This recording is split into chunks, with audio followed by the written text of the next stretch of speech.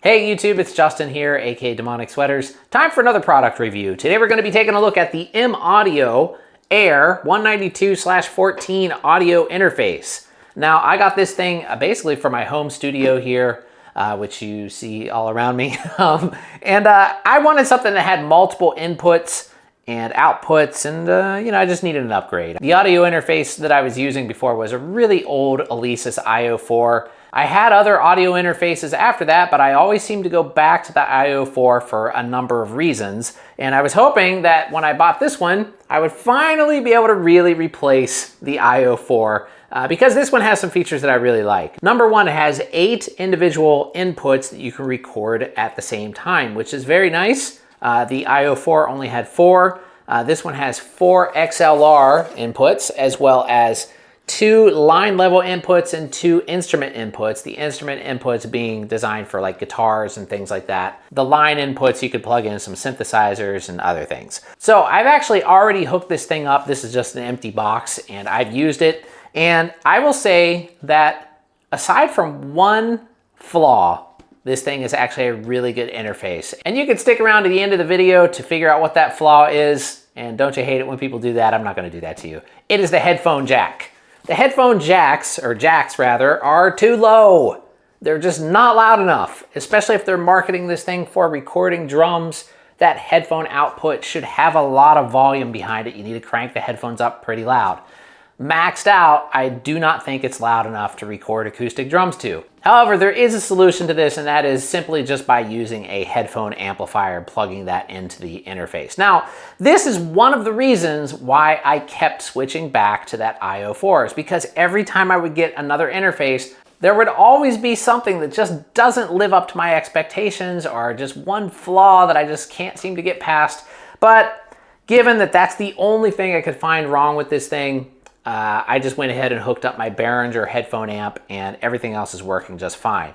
Now, how low are the headphones? It's not like that they're really, really low to where you can barely hear it. I mean, it's a reasonable volume if you're playing guitar and other instruments like that. But if you're playing acoustic drums especially, the ambient noise from the room is going to be basically louder than what you can hear through the headphones. So you have to use a headphone amp, in my opinion, if you want to record something like acoustic drums. Even with electronic drums, I could record without the headphone amp on electronic drums. However, I could still hear myself tapping the drums pretty loud, in my ears compared to the actual volume of the device. I think for a device that is this expensive, that is kind of inexcusable. Many of the audio interfaces that I've seen that have low headphone outputs don't have an external power. They just run off of the built-in, USB bus power from the computer. And this one, I figured since it was such a big interface and it had an external power supply, I was like, no way that the headphone volume will be too low on this one, but there we go, and it still is. But let's go ahead and talk about its strength. So like I mentioned before, it has 4 audio inputs. You get 4 XLR inputs that also can be used with a 1/4-inch cable. You get 2 line level inputs that are 1/4-inch, and you also get 2 instrument inputs that are 1/4-inch as well. It has 2 individual headphone outputs that are both too low. But if you wanted to, you could run a different mix into both of those outputs. So if you're recording more quiet music or something, then that should probably be okay. If not, you're gonna need 2 headphone amps to power both of those headphone outputs or make them loud enough if you want to use this in a real studio situation. The USB-C connection is very fast. I think that this is the lowest latency I've ever been able to get on an audio interface with the included drivers that it comes with. I don't even know how low I can get it. I put it down to a buffer size of 32, and it's still working just fine on Ableton with multiple tracks and effects. In fact, the latency was so low that when me and my friend Chiaki were over here playing the other day and recording with it, we were able to process her vocals in real time through Ableton Live and hear the effects in our headphones without noticing any latency whatsoever. It is very, very good as far as the latency goes. It gives you LED VU meters, which I really like that. A nice visual representation of the input levels. The preamps sound really nice. It's a very high resolution audio interface. You get 24-bit, 192 kilohertz sample rate, and that is pretty much as high as you can go. It also has 4 individual outputs with those 2 different headphone outputs. So that's really nice if you plan on using this for backing tracks, which is what we did, where you can have one mix going to one set of outputs and another mix going to another set of outputs. For example, one mix with a click and the other one without the click. So you can do that with this audio interface, which is really nice. It has MIDI input and output, but it comes with these MIDI adapters that plug into the 1/8" connections that you can connect a standard MIDI cable to. I have my ATV electronic drum module going into the MIDI input of this interface, and I get a really good response as far as using EasyDrummer or other plugins like that. It also comes with a plethora of software that you can download and install if you want to. I personally didn't really care about this because I already have everything that I need to use as far as software goes. But if you're just starting out and you want like a free light version of Ableton, this does come with it, as well as some other things as well. This interface also comes with a direct monitoring feature, and if you don't know what this is crucial for any good interface. And what this does is it allows you to monitor any signal you have going into the interface direct through the interface without having to process it through the computer first and then hear it back through the headphones.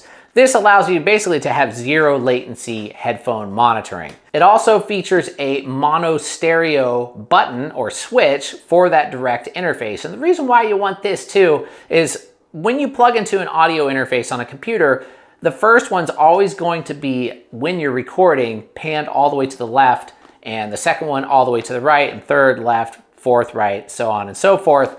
And the way that you can get around this is just to switch it to mono so you hear all the inputs in both headphones when you're recording. When you're playing back, it does nothing. That's just for the recording side of the audio interface. As far as the price go, they currently sell for $329 on Amazon. I'll post a link down below. Now, it's not the cheapest audio interface in the world, but it is a very competitive price for what you get.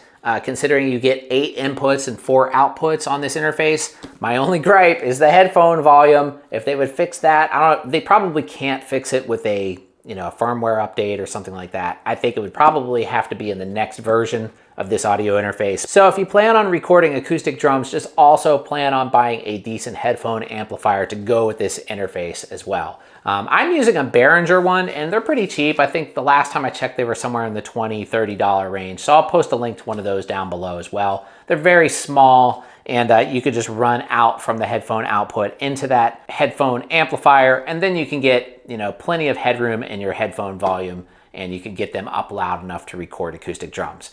I wish it wasn't that way, but it is, and there's really no way around it. As I was stating before, my friend Chiaki was over here, and we recorded a video with this, basically a live video with this audio interface with some of her music, and that video is going to premiere tomorrow at the time of shooting this video. Maybe this one will post after that. But what we did in that little experiment was basically recording the drums live into the interface, as well as Chiaki's vocals and keyboard. So we were using 3 of the 8 inputs while we were recording, but we were also using Ableton Live and hearing the backing tracks as well as our click track back through the headphones using this interface. And we were able to process her vocals in real time because the latency was so low that we could do, delay and reverb and effects on her vocals while we were hearing it through Ableton, which is really nice. So overall, do I think it's the perfect audio interface? No, because of the one flaw that I've talked about many times on this video.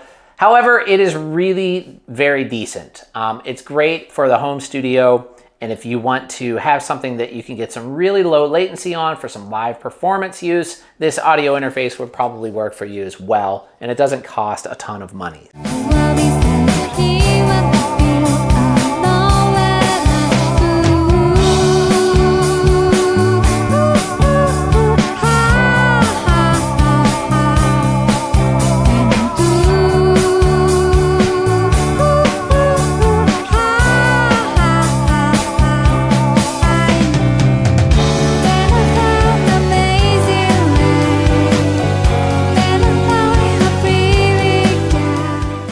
Anyway, thanks for watching, everybody. I'll see you all really soon. Don't forget to like, subscribe, click the bell icon, leave a comment down below. All that stuff helps the channel, and I will see you all on the next video. Have a great day.